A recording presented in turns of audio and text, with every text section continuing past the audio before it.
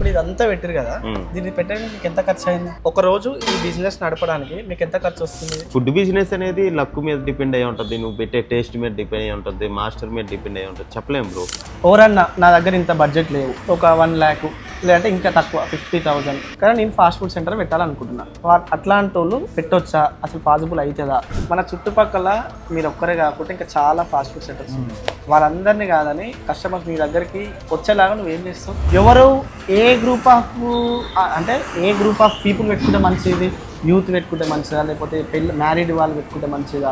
Youth చేయలేరు. కొత్తగా పెట్టాలనుకునేటోళ్ళు ఎట్లాంటి ప్లేసెస్లో పెట్టుకుంటే మంచిగా ఉంటుంది? ఆ ప్లేసెస్ని ఎట్లా సెలెక్ట్ చేసుకోవాలి? అలా కొంచెం డేర్ కావాలంటే ఎక్కువ రష్ ఉన్న దగ్గరికి, ఎక్కువ షాప్ ఉన్న కాడికే పోవాలి. ఎక్కువ షాపులు ఉన్న దగ్గరికే పోవాలి. మనకి తెలియంది స్టార్ట్ చేయాలంటే ఒక ఫియర్ ఉంటుంది. ఓకే, అంటే మనం ఇంత ఇన్వెస్ట్ పెడుతున్నాము, సక్సెస్ అవుతామా లేదా? మాస్టర్ ఏంటంటే వస్తానని చెప్పి పక్క రోజు రాలేదు.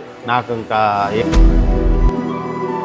అప్పుడు అనిపించింది వద్దా, రాంగ్ స్టెప్ వేసానేమోనని. ఓకే, జరిగితే హ్యాపీయే, జరగకపోతే ఇంకేం చేయలేము బ్రో, మూవ్ చేసుకోవడం, ఖాళీ చేసేయడం. ఫస్ట్ మనం బిజినెస్ వచ్చినప్పుడు నాకు లేదు, చాలా పడ్డా. 3 months నుంచి జర ఇబ్బంది ఉంది నాకు. వద్దంటారు, లాస్ అయినప్పుడు మనకి ఎందుకు ఈ బిజినెస్ వద్దని చెప్తారు. చిన్నప్పటి నుంచి మా ఇంట్లో పైసలు చాలా పేదలం. ఓకే, అంత అంటే ఇక నాకు సరిగా బట్టలు కూడా లేకుండా చిన్నగా ఉన్నప్పుడు నేను చెప్తాను కదా, ఏదో వేసుకున్నా అంటే వేసుకునేది. ఇప్పుడు నేను ఏదంటే అది తెచ్చుకోగలుగుతాను.